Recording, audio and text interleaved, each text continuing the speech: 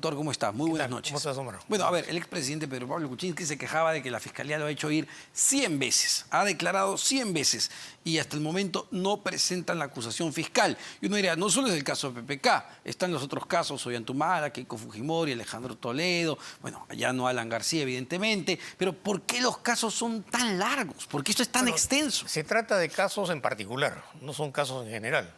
Son casos vinculados a la corrupción política en las altas esferas del poder, y son casos vinculados a la corrupción empresarial, que son modalidades, digamos, importantísimas en materia de corrupción, porque los procesos comunes no duran tanto.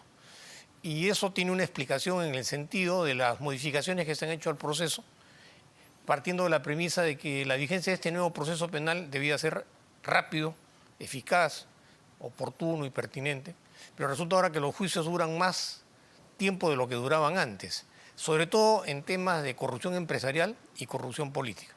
Se modificó la investigación preparatoria, 3 años, se modificó la ley de colaboración eficaz para que las empresas se pudieran acoger, y una serie de, digamos, acontecimientos desde el punto de vista normativo. Incluso se promulgó la ley de financiamiento de partidos políticos para oxigenar un poco a los políticos involucrados en temas de corrupción. Es decir, una serie de situaciones que son enfocadas desde el punto de vista sistemático. Te vas a darte cuenta que hay una orientación en términos de alargar.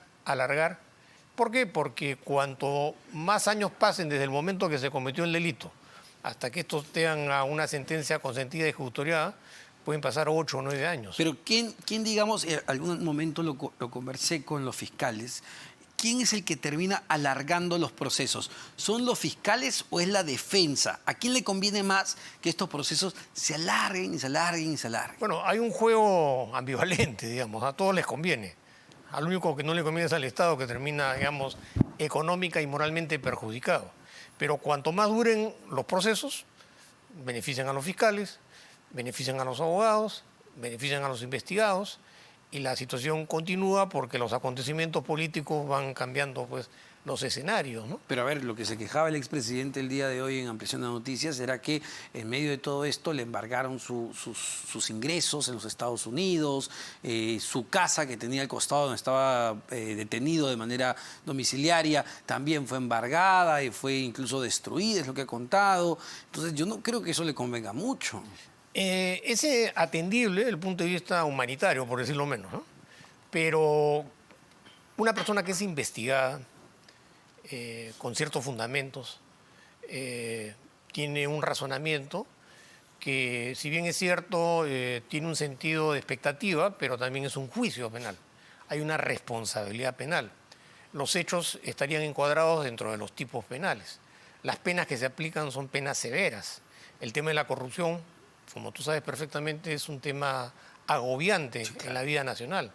Entonces, estos hechos necesariamente tienen connotaciones penales que, desde el punto de vista humanitario, son especialmente desagradables, traumáticas y aflictivas para cualquier persona que lo enjuician, que lo detienen, que le embargan, que lo incautan, que sale en la prensa, que hay acusaciones, y evidentemente esto repercute para una persona que ha tenido una connotación política y empresaria muy importante en los otros países.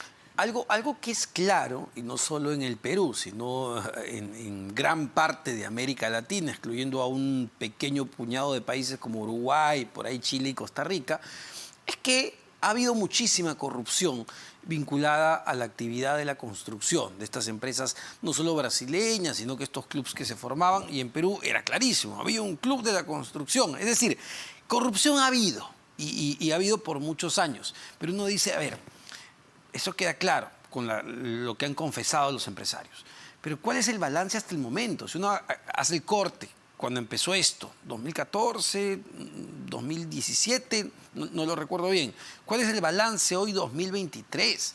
¿Cuántos empresarios presos están? ¿Cuánto se ha pagado de indemnizaciones? Bueno, de lo que se sabe, ningún empresario está preso. Ningún político importante está preso. A Alejandro Toledo hasta la fecha no lo han extraditado. No hay acusaciones. En cuanto a los empresarios, más allá de algunos que tienen particulares connotaciones, los demás están mimetizados dentro de las investigaciones, porque como son empresas, aparece el nombre de la empresa, pero no aparece el nombre de quienes integran la empresa. Entonces, en esa línea de análisis hay una nebulosa poco clara respecto a lo que acabo de señalar y respecto al futuro de estos procesos.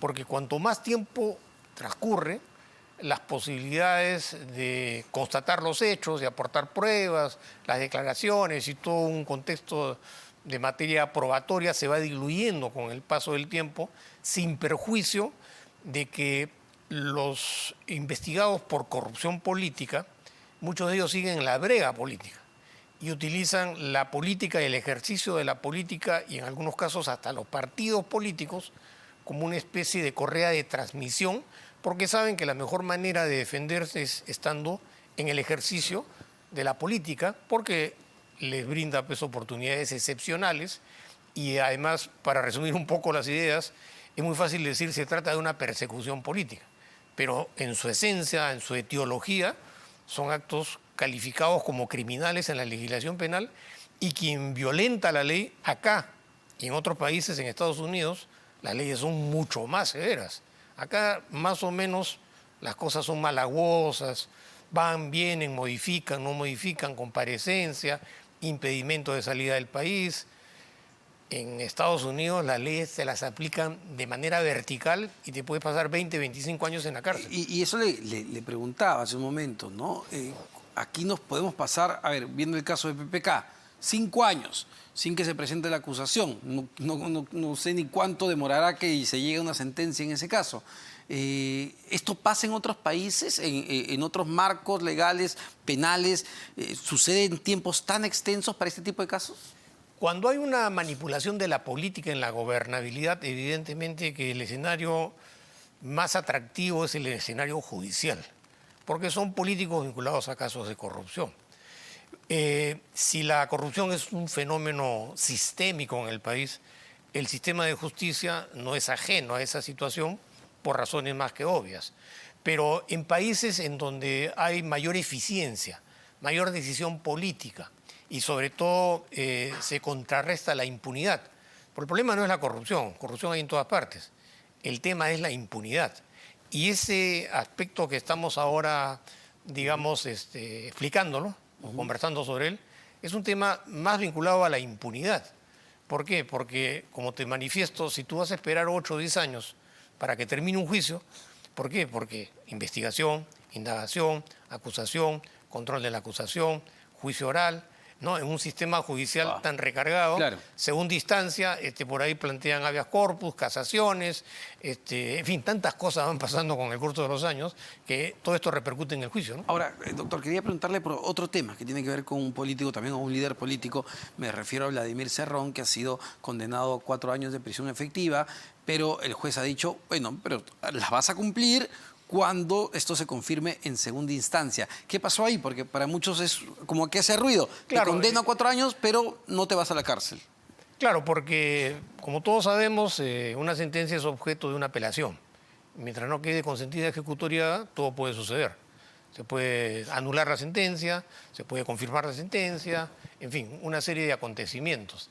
Pero sí le llama la atención poderosamente que, tratándose de un personaje político de tanta importancia, que tiene aspiraciones políticas, esté constantemente involucrado en casos de corrupción. Y por otro lado, si bien es cierto, le han aplicado 4 años de pena efectiva frente a un delito que tiene una pena máxima de 15 años, y si bien es cierto, el proceso penal permite que cuando surgen algunas atenuantes, sobre el tercio se pueda hacer una disminución, eso tiene que fundamentarlo de manera razonable el juez. ¿Por qué? Porque tampoco no es cierto de que se trate de una persecución política, ni tampoco de que no se perjudicó económicamente al Estado. Acá ha habido una indagación, ha habido una investigación, ha habido una acusación, ha habido de por medio el control de la acusación, ha habido un juicio. En todas esas etapas han participado los abogados, claro, con justo derecho. Entonces, para llegar a una sentencia condenatoria, después de haber recorrido ese largo y sinuoso camino procesal mínimamente tiene que haber algún elemento de convicción respecto a temas de responsabilidad penal, ¿no? Ahora, doctor, y para finalizar, el otro punto importante ha salido hace unos minutos. La Corte Interamericana de Derechos Humanos ha otorgado una medida cautelar a la fiscal de la Nación, Patricia Benavides, por un tema de seguridad. Ella estaba pidiendo mayor seguridad para proteger su vida y la de su familia. ¿Qué ha sucedido aquí? Porque para que la Corte tenga que intervenir y solicitarle al Estado peruano, oye, protégela, ¿es porque el gobierno no le ha querido brindar la seguridad? No es la Corte, es la Comisión. La Comisión. La Comisión es una instancia administrativa, la Corte es una instancia jurisdiccional. Entonces, ¿esto qué significa? Esto es una... Y una medida cautelar, los estados, te lo digo por propia experiencia profesional, si quieren, lo cumplen o no lo cumplen. Es una recomendación. Sí, es una recomendación administrativa, a diferencia de una medida provisional, cuando una denuncia pasa a la Corte Interamericana y el Estado tiene que acatar la medida provisional.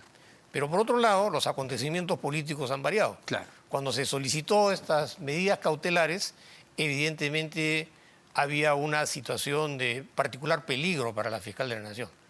Esos hechos esperamos que han sido cambiados. Entonces, es importante de todas maneras la reflexión, porque no es solamente el caso de la fiscal de la Nación.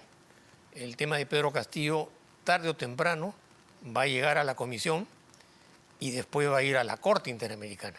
Entonces ahí sí hay que estar muy pendiente, porque una cosa es del punto de vista del análisis, digamos, del rol que cumplió la fiscal de la Nación o que cumple, y otra cosa es lo que puede suceder como parte de una estrategia legal. ¿Pero usted cree que es endeble la prisión preventiva que tiene Castillo por el caso de rebelión o conspiración para rebelarse? El Perú es parte del sistema interamericano. Lo que resuelve la Corte Interamericana tiene que acatarlo el Estado peruano. Entonces, es un tema que no se puede dejar a libre albedrío. Hay que estar muy pendientes por la importancia que tiene, ¿no? Muchísimas gracias, doctor. Como siempre, el doctor Luis Lamas Puccio, abogado penalista. Vamos a una pausa. Venimos para conversar con el congresista Carlos